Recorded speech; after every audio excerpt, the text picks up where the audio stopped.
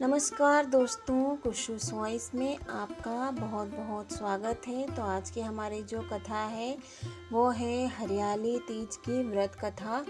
तो चलिए इसे शुरू करते हैं। सावन माह के शुक्ल पक्ष की तृतीया तिथि को हरियाली तीज मनाई जाती है। ये तिथि सुहागन महिलाओं के लिए बेहद खास होती है। इस दिन व्रत रखने का भी विधान है। मान्यता है कि वैवाहिक जीवन में खुशहाली के लिए ये उपवास किया जाता है। वहीं कुंवारी कन्याएं भी योग्य वर की प्राप्ति के लिए ये व्रत करती हैं। हरियाली तीज पर महादेव और देवी पार्वती की पूजा का विधान है। मान्यता है कि जो भी महिला इस दिन शिव पार्वती की जोड़ी की पूजा करती है उसके जीवन में हमेशा सुख समृद्धि बनी रहती है। इस व्रत में पूजा के साथ साथ कथा सुनने का भी विधान है। कहा जाता है कि हरियाली तीज का व्रत कथा के बिना अधूरा होता है। ऐसे में आइए कथा के बारे में विस्तार से जान लेते हैं। हरियाली तीज व्रत कथा। हिंदू धर्म में हरियाली तीज के व्रत को अधिक महत्वपूर्ण माना जाता है। इस दिन व्रत रखने से जीवन में खुशियां बनी रहती है। इस उपवास की पूजा में हमेशा व्रत कथा सुननी चाहिए।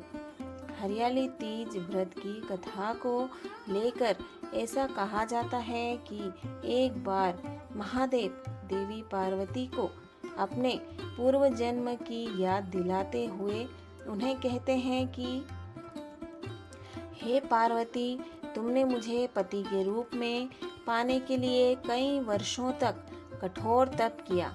साथ ही तुमने अन्न और जल का भी त्याग करा।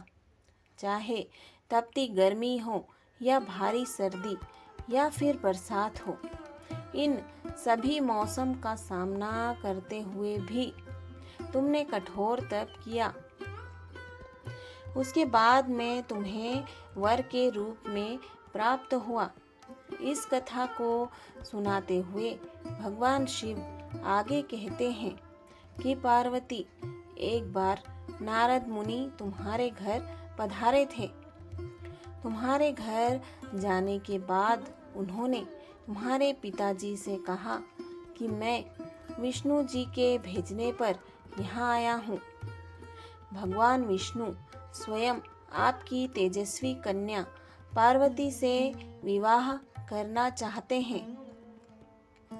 ये बात सुनकर पर्वतराज खुश हो गए और उन्होंने शादी के प्रस्ताव को स्वीकार कर लिया। फिर ये खबर जब आपके पिताजी ने आपको बताई तो आप बहुत दुखी हुई। फिर आपने ये बात अपनी सखी को बताई। आपकी ये गाथा सुनकर उसने आपको घनघोर जंगल में तप करने की सलाह दी। फिर आपने अपनी सखी की बात मानकर मुझे पति के रूप में प्राप्त करने के लिए जंगल में एक गुफा के अंदर रेत के शिवलिंग बनाकर तप करने लगी। इस दौरान आपके पिता पर्वतराज ने पूरी धरती और पाताल पर आपकी खोज की, लेकिन आप उन्हें नहीं मिली। दूसरी ओर आप गुफा में सच्चे मन से तप करने में लगी रहीं। फिर सावन मास की शुक्ल पक्ष की तृतीया तिथि पर प्रसन्न होकर मैंने आपको दर्शन दिए।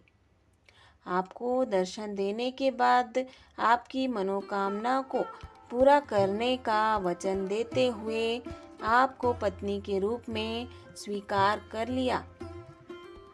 इसके बाद आपके पिताजी भी ढूंढते हुए गुफा तक पहुंच गए। आपने अपने पिताजी से कहा कि मैं आपके साथ तभी चलूंगी जब आप मेरा विवाह शिव के साथ करवाएंगे। आपकी कठोर तपस्या और हठ के आगे पिताजी की एक न चली।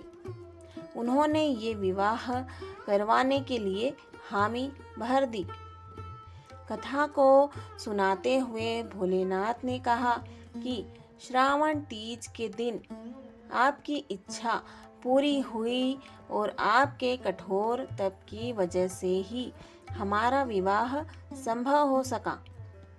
तभी से ऐसी मान्यता है कि जो भी महिला श्रावणी तीज पर व्रत रखती है उसके वैवाहिक जीवन के सारे संकट दूर हो जाते हैं, साथ ही सभी मनोकामनाएं भी पूरी होती है। ओम नमः शिवाय। दोस्तों, अगर आपको वीडियो अच्छी लगी हो तो वीडियो को लाइक शेयर ज़रूर करें और चैनल को सब्सक्राइब करना मत भूलना दोस्तों, ताकि इसी तरह मैं अच्छी अच्छी कथाएं, व्रत कथाएं लेकर आप सभी के लिए आती रहूं। धन्यवाद।